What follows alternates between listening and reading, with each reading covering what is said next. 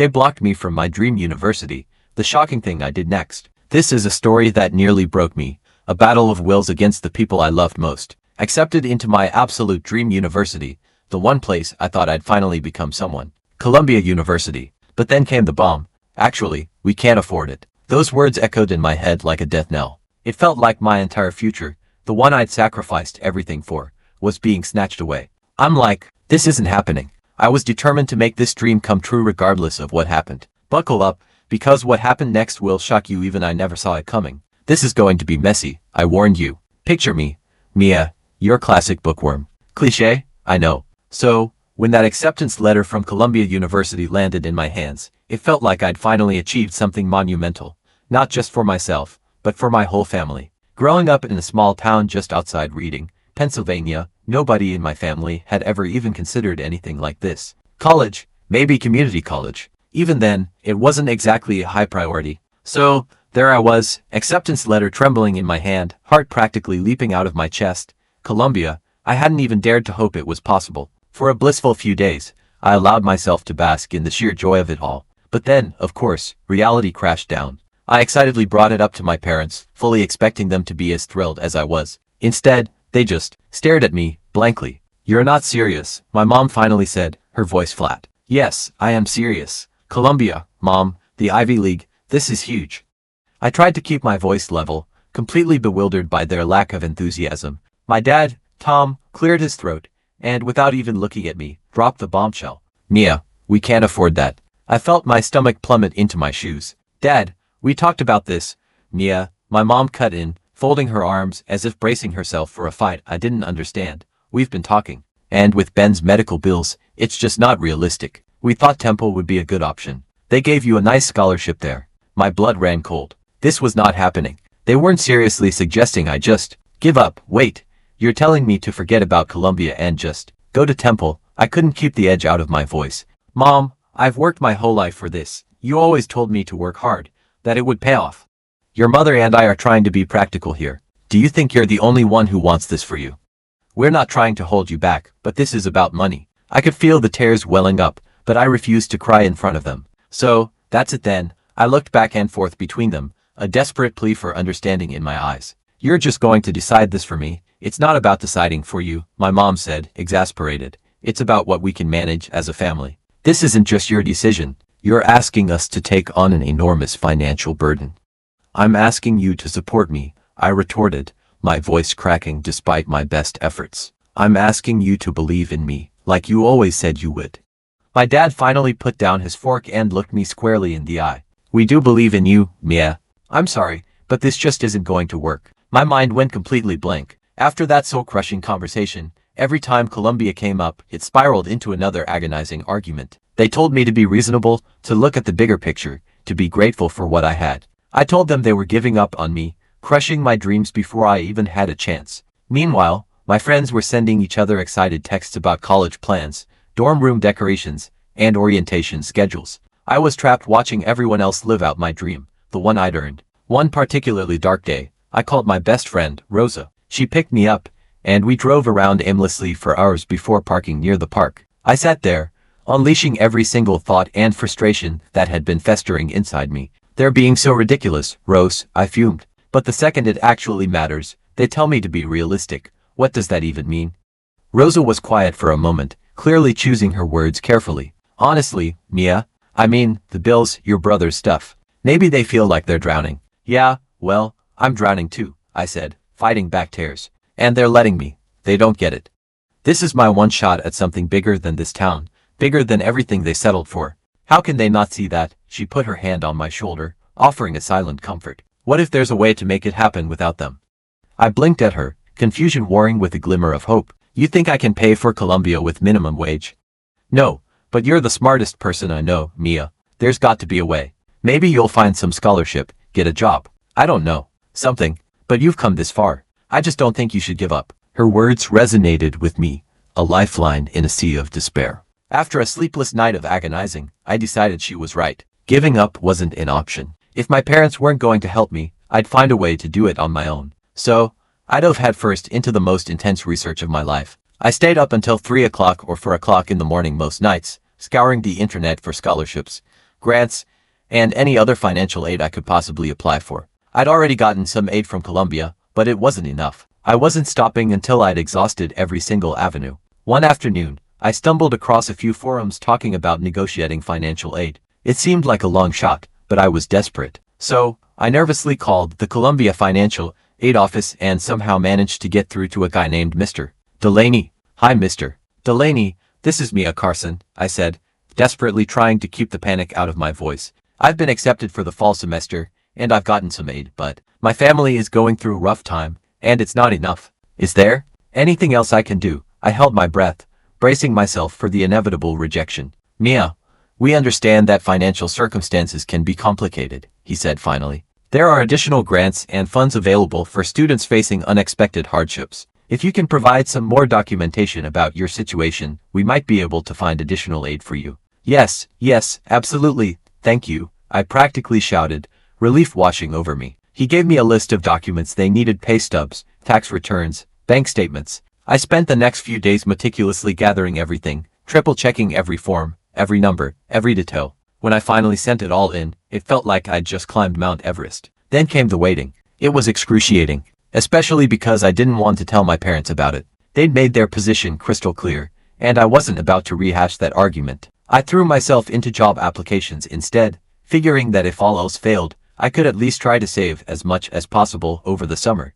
Eventually, I got hired at a local cafe, Ginger and Ground, which played jazz music on Saturday nights. I'd never worked as a barista before, but the manager, Claire, was patient and willing to train me. And honestly, the cafe quickly became my escape from everything that was happening at home. "Watch the steam on that milk," Claire would say gently. "All right, sorry," I replied sheepishly. She'd smile and leave. "Hey, don't worry, you'll get it. It just takes practice. Besides, we all started somewhere." It wasn't much, but it felt good to have someone believe in me, even if it was just for making coffee. I poured myself into my work, picking up every extra shift I could get. Finally, after what felt like an eternity, I got an email from Mr. Delaney at Columbia. My heart pounded in my chest as I opened it, half expecting a crushing rejection. "Mia, we're pleased to inform you that additional emergency funds have been allocated to your financial aid package." I read those words over and over, barely able to believe it. It wasn't a full ride, but it was enough to close the gap.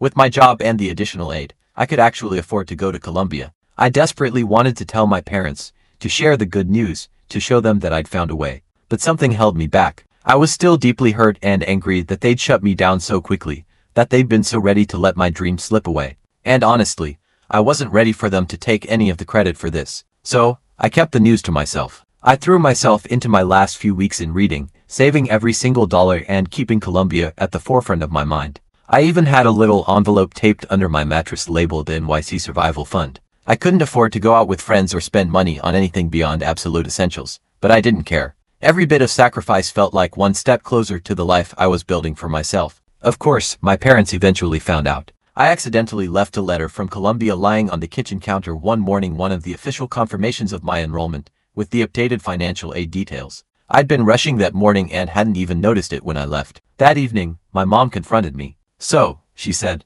her voice tight and controlled, "this is your plan." I took a deep breath, setting my bag down. "Yeah, that's my plan." After everything we talked about, I folded my arms, trying to stand my ground. "Because every time I tried to talk to you about it, you shut me down.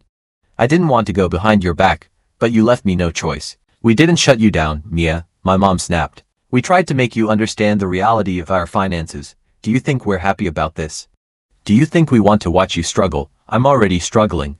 I burst out, my voice louder than I intended. "I've been working every day after school, applying for scholarships, doing everything I can. You've been acting like this isn't happening, like I should just let it go, but I can't. I've dreamed about this my whole life. You've spent your whole life dreaming," she retorted, her voice rising to meet mine. "But sometimes you have to look at reality. Dreams don't pay bills, Mia. I know that better than anyone." My voice cracked, raw with emotion, because while you were busy telling me I couldn't do it, I was the one finding a way to make it happen. "I'm working 2 jobs, I got extra aid, and I'm going, whether you're with me or not." My dad rubbed his forehead, looking weary. "Is this really how you want to start your future, Mia? Running away from your family, putting yourself in debt?" "Dad," I said, feeling the tears start to burn my eyes, "I'm not running away." My mom threw her hands up, looking defeated. Fine, if this is what you want, go ahead, but don't come crying to us when things get hard. That hit harder than anything she'd said before. I took a deep breath, swallowing the lump in my throat. All right, and with that, I turned and walked away. I could hear them whispering heatedly downstairs, but I didn't care. I was done waiting for their permission. I was done letting them hold me back. The rest of the summer was a blur. Rosa helped me find a tiny basement apartment in Reading. I packed up my things and moved out quietly. I made sure I had everything I needed for Columbia. The day I moved, they barely said goodbye. My mom just watched from the front porch, her arms crossed tightly across her chest, a mixture of anger and sadness in her eyes. My dad was nowhere to be seen. Take care of yourself, Mia, my mom said, her voice so low I almost didn't hear it. I will, I replied, trying to sound confident, but my voice wavered. I didn't want her to see how scared I was, how much I wished she'd just hug me and said she was proud of me. But she didn't. So, I left. For the next few weeks, every dollar I earned went towards the move. I managed to save just enough to cover my first month's rent in New York and a few essential supplies. Arriving in New York was like stepping into another world. The energy, the people, the endless skyscrapers, I'd never felt so alive. And yet, my new roommates were strangers. I didn't have anyone to call when things went wrong, and when I finally started classes, the coursework was light years beyond anything I'd ever done before. Everyone around me seemed like they'd been preparing for this their whole lives. I found myself staying up until 3 o'clock every night, cramming for tests, writing papers, and desperately trying to keep up. I'd go to my classes, then come back to my dorm to study until I literally couldn't keep my eyes open. And as much as I hated to admit it, there were nights I wanted to call my mom, to hear her say it was okay, that I wasn't a failure, that I could always come home. But I'd made my choice, and I wasn't about to give them the satisfaction of saying, I told you so. One chilly October evening, I came back to my apartment, exhausted after a brutal day of classes and work, to find a letter waiting for me. I wasn't expecting anything, so I just stood there, staring at it for a moment, before I recognized my dad's handwriting. My heart pounded as I tore it open. Mia, it began, your mother and I have been thinking a lot about you.